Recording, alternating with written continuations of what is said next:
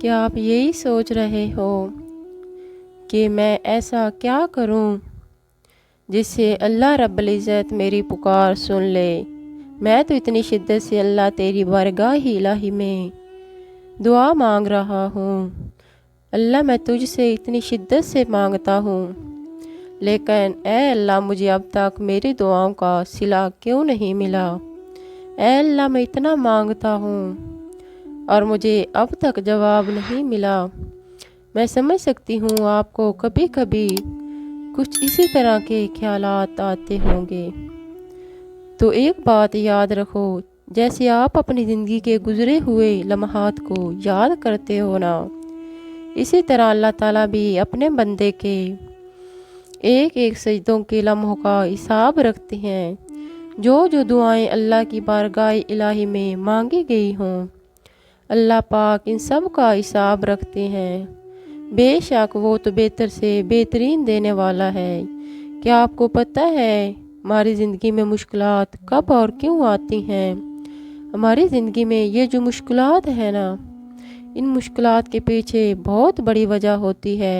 बेशक अल्लाह पाक आज़माइश भी तो इन्हीं बंदों की लेता है जिनको अल्लाह पसंद करता है।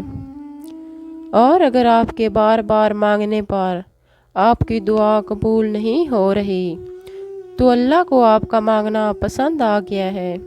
और इससे अच्छी बात क्या है कि अल्लाह आपको और आपके मांगने को पसंद करता है। आपने सुना तो होगा, हर ज़वाल को अरूज है और हर अरूज को ज़वाल है। अल्लाह पाक आपको देकर भी आजमाते हैं, और कभी कभी अल्लाह आपसे जो अपने घर वालों के साथ है और कभी कभी लेकर भी आजमाते हैं और मालो दौलत में घिरा हुआ है।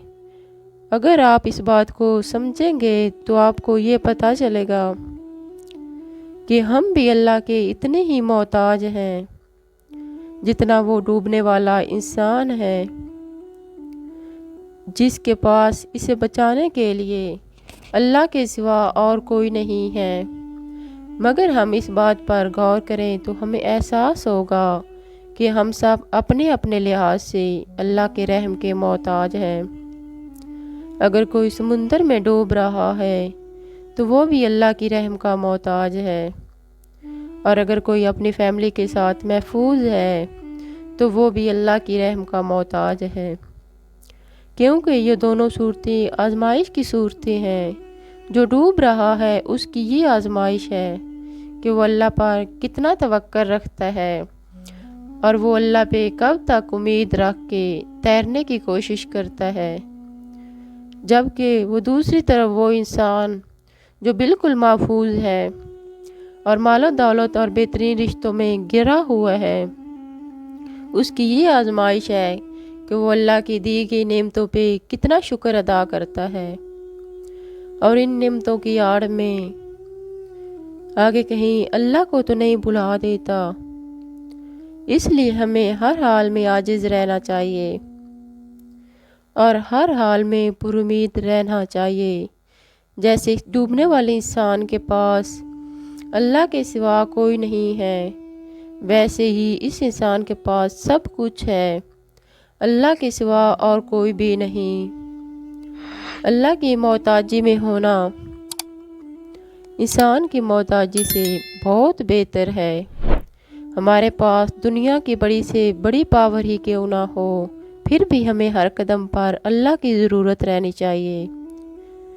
वो कुन फरमाएगा तो ही हमारी पावर हमारे किसी काम आ सकेगी, वरना तो सब बेकार है, सब बेफ़ायदा।